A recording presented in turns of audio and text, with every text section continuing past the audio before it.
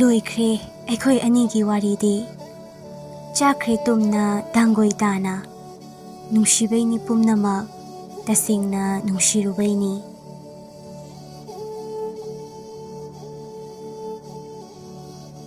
ꯊꯣꯡ ꯑꯗꯣ ꯍꯥꯡꯗꯣꯔꯛꯇꯨꯅ ꯂꯥꯛꯈꯤꯕ ꯑꯗꯨꯒꯤ ꯃꯔꯝ ꯑꯗꯨꯗꯤ ꯂꯩꯆꯤꯜꯕꯨ ꯍꯥꯠꯂꯒ ꯃꯅꯤ ꯑꯗꯨ ꯃꯨꯟꯗꯨꯅ ꯄ꯭ꯔꯤꯊꯤꯕꯤ ꯑꯁꯦ ꯊꯥꯗꯣꯛꯍꯟꯈ꯭ꯔꯒꯦ ꯈꯟꯕꯅꯅꯤ ꯑꯗꯨꯕꯨ ꯌꯨꯝ ꯑꯗꯨꯗ ꯂꯦꯡꯗ ꯏꯆꯥꯎ ꯆꯥꯎꯅ ꯃꯤꯠꯃꯥꯡꯗ ꯐꯝꯂꯗꯨꯅ ꯂꯩꯔꯝꯕ ꯃꯤꯁꯛ ꯑꯗꯨ ꯎꯕꯗ ꯂꯩꯆꯤꯜꯕꯨ ꯍꯥꯠꯄ ꯉꯝꯈꯤꯗꯦ ꯅꯨꯄꯥ ꯑꯅꯤ ꯑꯗꯣ ꯑꯣꯟꯅꯕ ꯑꯣꯏꯔꯕ ꯃꯥꯜꯂꯦ ꯁꯣꯏꯈ꯭ꯔꯦ ꯍꯥꯏꯅ ꯍꯥꯏꯗꯨꯅ ꯇꯞꯅ ꯊꯣꯡ ꯑꯗꯣ ꯉꯥꯁꯤꯟꯕꯤꯔꯝꯈꯤꯕꯅꯤ ꯂꯨꯆꯤꯡꯗꯣ ꯃꯊꯃꯣꯏꯗ ꯅꯣꯛꯆꯩ ꯃꯥꯁꯦ ꯀꯤꯕꯗꯤ ꯀꯤꯔꯤ ꯈꯟꯗꯨꯅ ꯃꯁꯥꯒꯤ ꯁꯛꯇꯤꯗꯤ ꯃꯥꯡꯈ꯭ꯔꯕꯅꯤ ꯑꯃꯨꯛ ꯍꯟꯅ ꯑꯗꯨꯕꯨ ꯃꯈꯣꯏꯅꯗꯤ ꯃꯍꯥꯛ ꯁꯛꯇꯤ ꯂꯩꯕ ꯗꯦꯃꯟ ꯑꯗꯣ ꯑꯗꯨꯃꯛ ꯑꯣꯏꯔꯤ ꯍꯥꯏꯅ ꯅꯤꯡꯕꯅꯤ ꯅꯤꯡꯁꯦꯅ ꯅꯪꯕꯨ ꯃꯈꯣꯏ ꯈꯪꯕ꯭ꯔꯥ ꯏꯆꯥꯅꯨꯄꯥ ꯈꯪꯉꯤ ꯀꯔꯤꯗꯤ ꯈꯪꯗꯅꯤ ꯃꯐꯝ ꯑꯁꯤꯒꯤ ꯈ꯭ꯋꯥꯏꯗꯒꯤ ꯐꯠꯇ꯭ꯔꯕ ꯃꯤꯑꯣꯏꯕ ꯉꯥꯛꯇꯅꯤ ꯀꯔꯝꯕ ꯃꯤꯀꯨꯞꯇ ꯐꯝ ꯊꯥꯕ ꯂꯣꯏꯈꯤꯗꯨꯅ ꯀꯧꯔꯛꯄꯅꯣ ꯆꯥꯛ ꯊꯤꯕ ꯂꯣꯏꯔꯦ ꯍꯥꯕꯤꯔꯁꯤ ꯍꯥꯏꯗꯨꯅꯁꯨ ꯀꯧꯔꯛꯂꯦ ꯑꯣꯟꯊꯣꯛꯅ ꯊꯣꯛꯈ꯭ꯔꯦꯗ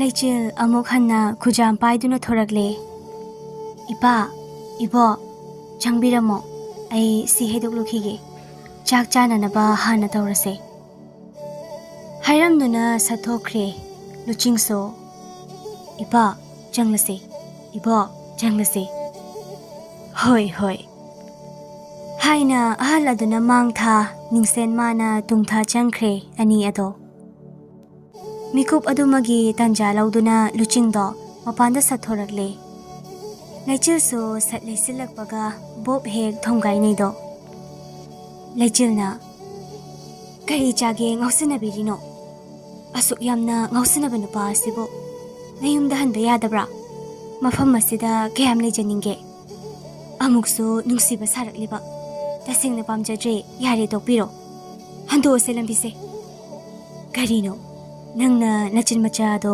ꯅꯊꯟꯅꯇ ꯄꯦꯇ꯭ꯔꯦꯡ ꯉꯥꯡꯂꯤꯕ ꯑꯗꯨꯕꯣ ꯑꯩꯗꯤ ꯉꯁꯤ ꯅꯪꯒ ꯂꯩꯔꯗꯧꯁꯦ ꯑꯦ ꯅꯣꯏꯒꯤ ꯅꯔꯛ ꯇꯥꯅꯕ ꯀꯥꯎꯒꯦ ꯂꯥꯎ ꯆꯠꯊꯣꯛꯑꯁꯦ ꯑꯝꯇ ꯍꯥꯏꯗꯨꯅ ꯂꯨꯆꯤꯡ ꯃꯥꯕꯨ ꯐꯠ ꯏꯜꯂꯤ ꯂꯨꯆꯤꯡꯁꯨ ꯂꯩꯆꯤꯜ ꯃꯍꯥꯛꯀꯤ ꯃꯈꯨꯠ ꯑꯗꯣ ꯇꯥ ꯐꯥꯈꯤꯗꯨꯅ ꯏꯄꯥ ꯅꯪꯁꯦ ꯂꯥꯛꯂꯤꯉꯩ ꯅꯪꯒꯤ ꯑꯁꯦꯡꯕ ꯏꯄꯥ ꯂꯥꯛꯂꯤꯉꯩ ꯑꯩꯈꯣꯏꯅꯤꯁꯨ ꯂꯨꯍꯣꯡꯊꯣꯛꯂꯁꯦ ꯍꯥꯏꯕ꯭ꯔꯥ ꯑꯩꯗꯤ ꯅꯪ ꯌꯥꯎꯗ ꯀꯔꯝ ꯂꯩꯌꯣ ꯍꯥꯏꯕꯅꯣ ꯅꯪꯒꯤꯗꯃꯛ ꯁꯤꯔꯕꯁꯨ ꯉꯝꯒꯅꯤ ꯍꯤꯡꯂꯦ ꯄꯨꯟꯅ ꯍꯤꯡꯃꯤꯟꯅꯁꯤ ꯁꯤꯔꯦ ꯄꯨꯟꯅ ꯁꯤꯃꯤꯟꯅꯁꯤ ꯆꯠꯂꯣ ꯑꯥꯗ ꯂꯨꯍꯣꯡꯕ ꯀꯥꯏꯅ ꯍꯣꯏ ꯏꯕꯨꯡꯉꯣ ꯅꯪꯒꯤꯗꯃꯛꯇ ꯁꯤꯕꯗꯤ ꯉꯝꯖꯗ꯭ꯔꯦ ꯑꯩꯈꯣꯏꯗꯤꯅꯦ ꯁꯨꯞꯅꯒꯤ ꯍꯤꯡꯕ ꯄꯥꯝꯃꯤ ꯄꯨꯟꯅ ꯍꯤꯡꯃꯤꯟꯅꯕꯁꯨ ꯇꯜꯂꯦ ꯅꯪꯒꯗꯤ ꯄꯨꯟꯅ ꯁꯤꯃꯤꯟꯅꯕꯗꯤ ꯂꯥꯞꯅ ꯊꯝꯈ꯭ꯔꯣꯀꯣ ꯍꯥꯏꯔꯝ ꯃꯈꯨꯠ ꯑꯗꯣ ꯐꯠ ꯀꯟꯊꯣꯛꯂꯒ ꯃꯐꯝ ꯑꯗꯨ ꯊꯥꯗꯣꯛ ꯃꯅꯨꯡꯗ ꯆꯪꯈ꯭ꯔꯦ ꯂꯨꯆꯤꯡ ꯃꯍꯥꯛꯁꯨ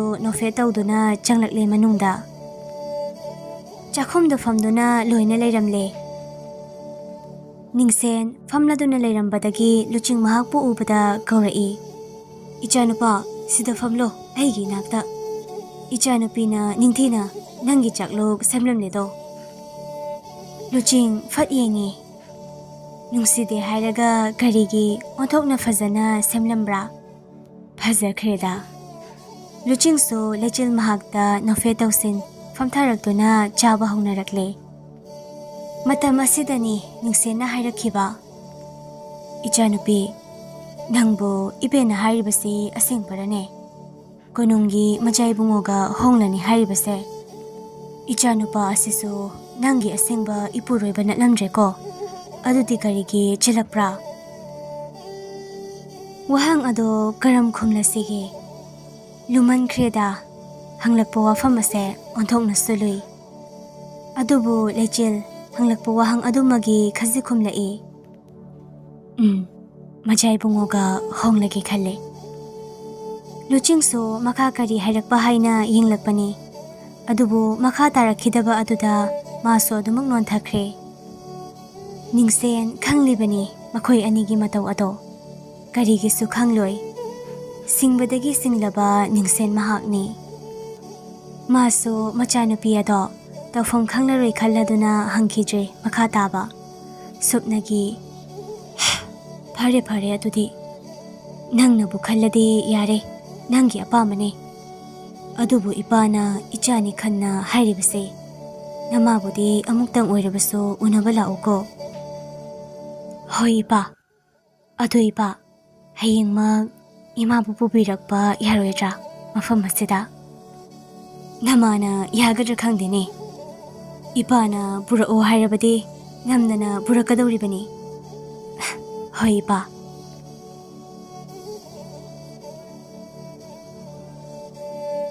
Somdana konung aduda hiyay mahakti nungaybada loiredo. Laichil sana mahakpo mahaki sana oiba fanglani khanduna ahing fawba tumba ngamdre. Kaisum sang adudadi langlen mathanata susut kaptuna lelare. Len kigani haibasu khanglaboy punsi ado. Haujiktada fawjarakle ningamdaba nungaitaba. Amuk awaba nanglabadi linna makon changlamdaida chummi haibado thoklaraboy mathanata khanjarakle. Aina tawribase chumlibra. Bisak piklingaidagi chena chongna sanamiнаrakpa mahakpo. Aigi khoidajaba amagidama aina hatnaba hotnaba. Nushibasibo namduna yathang tawduna sana lupa kayana layba yabrane. Masidi maningtamna naitom puklakpa yun natabra. Aina ningthina layringay loinabani ko. Mahanaso aibu aduma ningthina.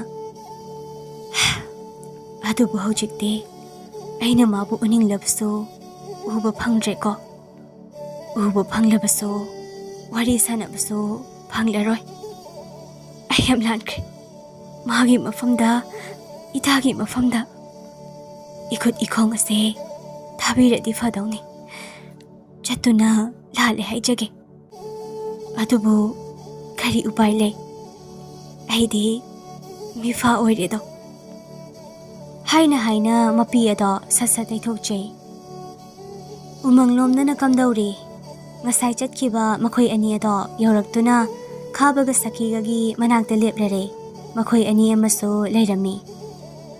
Nupa amana lechil phagi changlubani. Adubu luching layrami.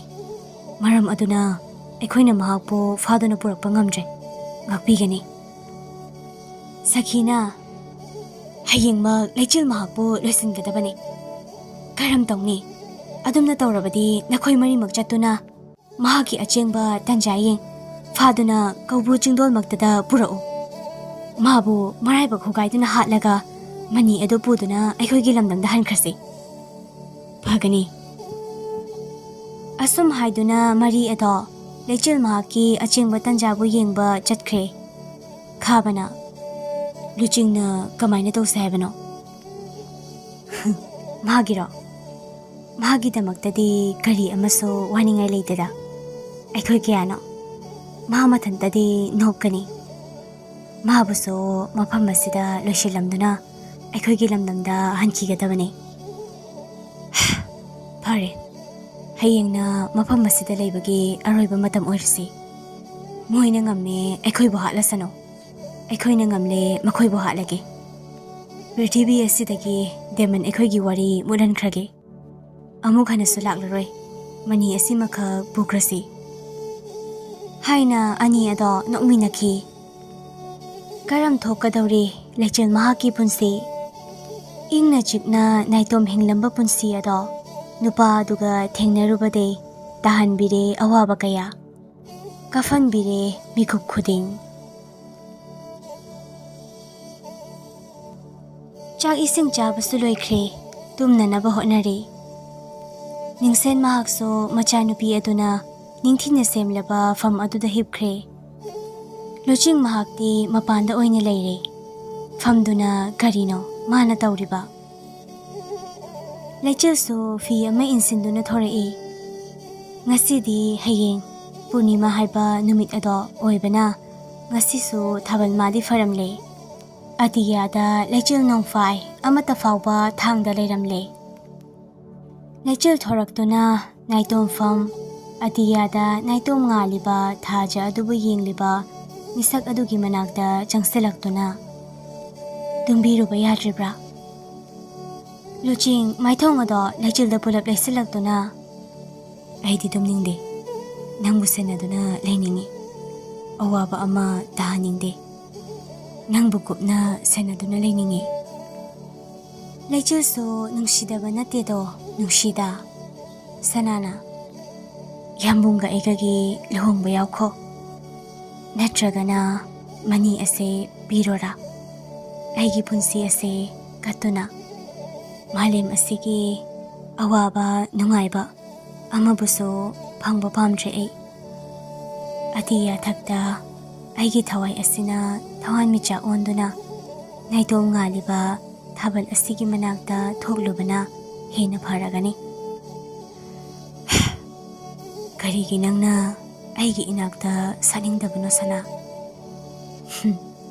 aina saningdabrane leirang amana hafam panghongda hongba yabra ai hongde aidi mafam hongde adubu mapu leitraba leirang pambi ase mahabu sena biramba misakado matam khaji chhatkrabada miyoi amana fuktuna manakta thasakibani leidubu aina amu fuklagi inakta nakafana sacharoba saningje e kana amagi makadaso ingna kana amata yeknaba yaudraba mafamda nungaina leikragi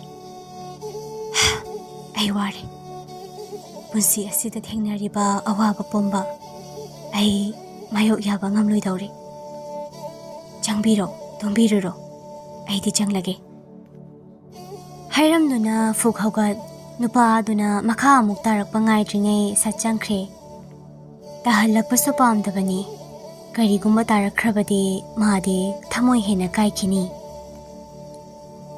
luching mahakso ngayak tamak leiramduna adumak changkhi ahing aduna wari ama oiduna ngasi heyengi oiba wari macha amakha mukloisilaklaba khorjaina ifamso ningthine yaudraba chemai ama anida itharakle chemai ase loisilage khan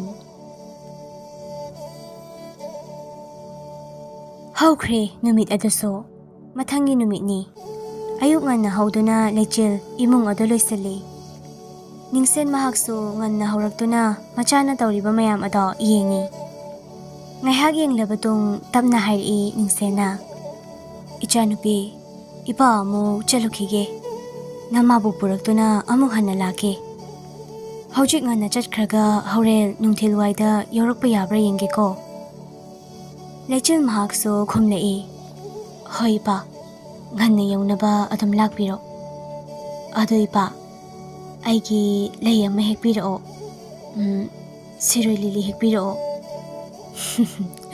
hey ngausinagano siroi lili di hekpa yade atopa ama heklaklage ko ado ichanupa ado tumhauribani mana hanglak adi nama lawbu chatki haina khumuko hairamduna thokre lechil so hoi ipa haina adumak lehaure asum ngayhak leiringai luching su thorakle as thabak yam phaida lechil tapna konungda yamugi manakta chatludoini aduna pharibani aigi thabakse nang kari khange kaidoba chatoiba aina haidi kaidou chatoino haibanida mi aikhoi yamugi manakta chatpabu kaidou chatoino yi yam ngamida haiduna satlei thoklaga changkhige dawi luching masa do fatfandoraklaga lechil mahaki lambi thatkhre lechil monna yenglaktuna sakti mangjiba mangkhre masa simadi panba ngamle yam phare ai amta loisilukige hairamduna sachangkhi ngehaki matung yamna ningthiraba fizolda lechil mahak thorakle mathanata luchingna aisu lakdoni konungdo chalaslau khongna chatloye loyaga chatoini chathokpiyo garigi loyaga chatpa ai kana masukije ai de mani haiba lodona lebasu pamje Haiduna lechil mahaki mokhang aduda sat konselak masa ado fatfando atia tamna paikhat khiduna yamna wangna lechil lakta paiduna purakle. Lechil di mamit mana usin mamakhay. Ima, ay kimi, as, taba tare, hoy ma, pai thawo. Luching mahakti mawalaw da adumakpay. Lechil na. Ay kimi hul asina pai thoklaga sikra kanani, nang napindu se. Ay sinindre haiba. Ngarang di siba yang pamaday ne. Sihan ba tare dana. Nang natanada si Zaw haiba. Ay di siba tale hayasini ko. Ay tale ba. Oh, makada yaw kisano. Ay nang kaidaw yengo. Thangna chabat yalaga hatke. Hantar amada singnaba. Ason ba hantar? Thangna thilambado kanana no. Maduday migi wakal chele inatro. Ason ba kaina. Thadaw haibane ay. Pare, tadarage ko. Haiduna Columbus thadoi. Kokchakpa, sida thadaw haibra. Ay sire, oy ma. Luching amok konsinduna tapna paikhatlaga konung yogadaba watlingay kana mauhanda satpay thakre. Lechil so khangfam hek yobaga luching mahakpo fat inthokladuna sor ado chawna holi. Ay sire, mikup ama. Hoy ma. Kokchakpa, changle ay. Hairam konung tamna makhong ado yangna gam thanglaga chensinkre. Luching mahak so tapna yamna tapna inaki. Somna na loya so tanuna layribaka aduda changlaktuna munna yingi. Tapna so machin aduna hairi. Nang bugya lakloba. Nang yawdana hantar ikhoy pangal thoktre. Ay tana kari taw haibano. Aygi khongna mo oiduna teman ase purap khatkrase. Nang na karigi adumuk tumbano. Hogal laroidra nangbo. Hawjikta su urai awa nupi adugi saktam ingna su fazaramle. Nahan makhay munna yung siludabana udabra. Ngasidi mahik seng na urakle. Ningthibi phazabi saktam ado. Adubo ningthibi saktam aduda yetlariba mahaki mangaw thibi lamhenbi samlang aduna maithong aduda tasinduna paksinduna leiba ato yengba nungaitabana loya tamna jangsilaktuna mamay aduda pakliba samlang maru khara ato makhut aduna lauthoi. Mikup asida tanu maha gyalaklamlaba onthokna so nungai jaramgadabani ko. Adubo kana yawdraba thawa yawdraba mitamda utba thawong oina thokre. Konung maikay yawduna lechil mahakso gam changkiboy. Luching do asom changlakpada lanmi amana uraduna mamit mana lauthokre. Hatho mana leplama mafam adudagi chensinkiduna ningthogi manaktamna chensinki. Lanmi aduna Iningtho, majaibi magi nupa oigani haiduna iningthangna lauthokpikiba matam khara mangkhraba misak ado. Ngasi konung asida lengsilakle iningtho. Ningtho leima punna fuk hawgatli. Ningtho ado yamna saukre. Mabu lebak miyamda ikaiba hanjin piba. Adugi sa matakta mabu singnabani khanduna. Nupa ado, hawjingma mafam masi magtada kausilao. Aduga nakoy lanmi kharaso mafam masida leirula. Yathang ado tabaga nupa ado hathu chenthokiduna luching mahaki manakta chensilai. Aduga nupa macha nang iningthongna darbarda amukta lengsinbiru haina hairari. Luching so karim hairamda darbar lomda loina lai. Lanmi aduna atopa lanmi singda ingit ama pikhibaga makhoi kharaso darbar ado tamna changsinki. Luching bu ubada ningtho sawbana pankhai lankre. Maya khajikchikna. Nupa, nang aikoy bu sitabra. Karigi matam kuina manglubano. Aikoy bu singnabani. Leibak pungjaw thingna laururaga nangna irai laina chentokhiba natra. Nang karamba cherak piyu haibano lamhenba. Luching nokmi changjarakpani. Adubu haira iba ningthaugi khonda aduda mamai sukre. Maso aduma khumlei. Iningthauda aina hanasu haijakhiba aduni. Ai luhungba pamde. Aigiso aigi thamoida lachaba misak ama lei haiduna. Nangi adugumba taba yadaba wahisingduna yabra. Nangi oiroidaba manglan aduna konung ase leibak asida ikaiba kya nang hanma natra. Nang hauji sibagi dandi piba tare. Iningthau mi amagi maning tambabu iningthauigi khubak nungda paisinduna thamba yabra. Aikhoiso iningthaugumba miyoibani. Aikhoigiso maning tamba leije khanglaba. Ningthau hen saurakle. Luching mahaki khazikak na nganglakpa wafam adudani. Nang aikhoibu singnari. Ningthau amada karamba wa ngangani khangdaba sai. Lei masauna. Masigi nupa ase makhot makhong kaklaga konung asibu ikaiba pibagi oina sibigi dandi pisi ningthau. Luching so phagi dagi asum saurakle. Nakhoi kana oiri. Natik leirabadi piyuni. Aibu sibigi dandi. Natik leirabadi piyoba. Ningthauna. Hai nupa macha. Khanglaw law khalakpani. Kana lei. Masi phaduna hojumang aigi mangda machina se thugayu.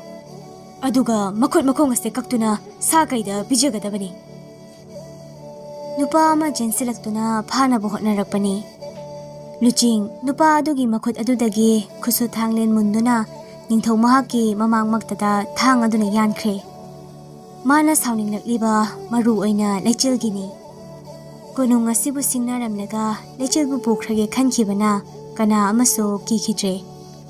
Pumnama lechil mahakna habiba thaunani. Ningthauda ikheng maring jonglakle. Leimaso mamit mana laukthokibani.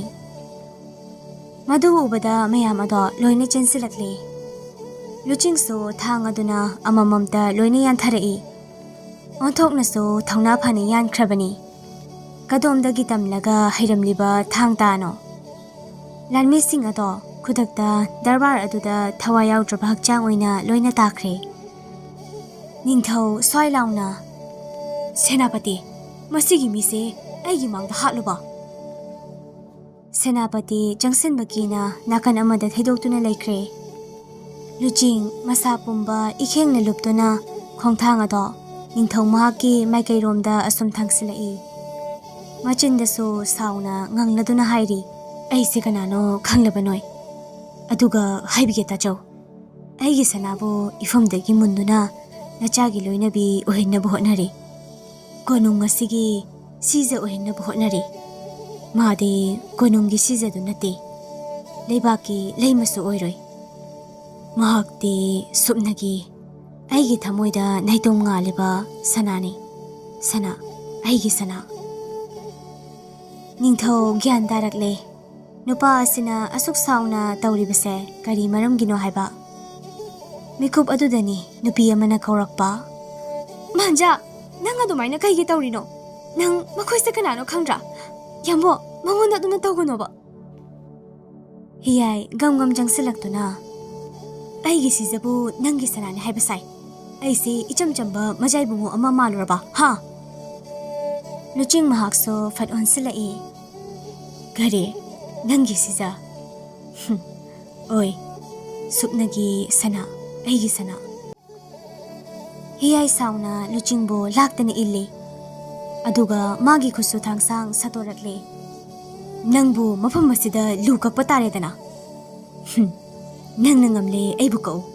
Ai nangamle nangbu kak patare. Haiduna anima gam changsinnarakle.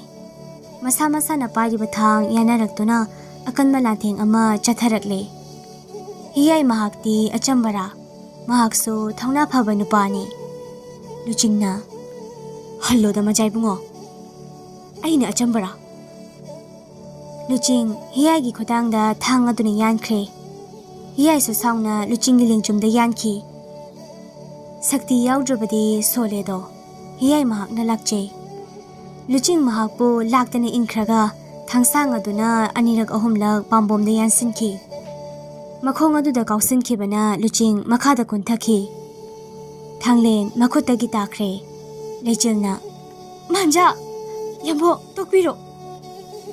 Adubu luching saubana kham thenglakduna ꯃꯈꯨꯠ ꯑꯗꯣ ꯁꯤꯡꯂꯤ ꯃꯊꯪ ꯆꯦꯜꯂꯛꯂꯦ꯫ ꯁꯛꯇꯤ ꯃꯍꯥꯛꯇꯤ ꯌꯥꯎꯗ꯭ꯔꯕꯅꯤ, ꯑꯗꯨꯃꯛꯄꯨ ꯃꯁꯥ ꯑꯗꯨꯃꯗꯤ ꯄꯥꯟꯕ ꯉꯝꯈ꯭ꯔꯦ꯫ ꯃꯤꯀꯨꯞ ꯑꯗꯨꯗ ꯃꯤꯌꯥꯝ ꯃꯥꯡꯗ ꯃꯁꯥꯒꯤ ꯑꯁꯦꯡꯕ ꯁꯛꯂꯣꯟ ꯐꯣꯡꯈ꯭ꯔꯦ꯫ ꯃꯁꯥ ꯑꯗꯣ ꯐꯠ ꯐꯟꯗꯣꯔꯛꯏ꯫ ꯆꯪꯁꯤꯜꯂꯝꯕ ꯍꯤꯌꯥꯏ ꯃꯅꯤꯡ ꯑꯗꯨꯗ ꯄꯥꯏꯊꯣꯛꯂꯒ ꯇꯨꯁꯤꯜꯂꯤ꯫ ꯅꯤꯡꯊꯧ ꯂꯩꯃ ꯃꯃꯤꯠ ꯂꯥꯎꯊꯣꯛꯈꯤ꯫ ꯃꯅꯥꯏ ꯃꯁꯦꯟ ꯂꯥꯟꯃꯤ ꯅꯨꯡꯃꯤ ꯂꯣꯏꯅ ꯃꯅꯤꯡ ꯍꯟꯅꯈꯤ꯫ ꯂꯨꯆꯤꯡ ꯅꯣꯟꯈꯠꯂꯛꯇꯨꯅ, ꯀꯣꯅꯨꯡ ꯑꯁꯤꯕꯨ ꯇꯨꯝꯅ ꯂꯣꯏꯁꯜꯂꯨꯔꯥ? ꯁꯅꯥ ꯇꯥꯡꯕꯜ ꯃꯌꯥꯏ ꯊꯤꯒꯥꯡꯗ ꯊꯨꯗꯦꯛꯎꯔꯥ? ꯍꯤꯌꯥꯏ ꯃꯉꯛ ꯀꯛꯎꯔꯥ? ꯅꯤꯡꯊꯧ ꯃꯍꯥꯛ ꯍꯥꯠꯂꯨꯔꯥ? ꯅꯠꯇ꯭ꯔꯒ ꯀꯣꯅꯨꯡ ꯏꯐꯨꯜꯂꯛꯇ ꯇꯤꯜꯍꯜꯂꯨꯔꯥ? ꯑꯄꯥꯝꯕ ꯑꯃ ꯍꯥꯏꯌꯨ ꯁꯅꯥ꯫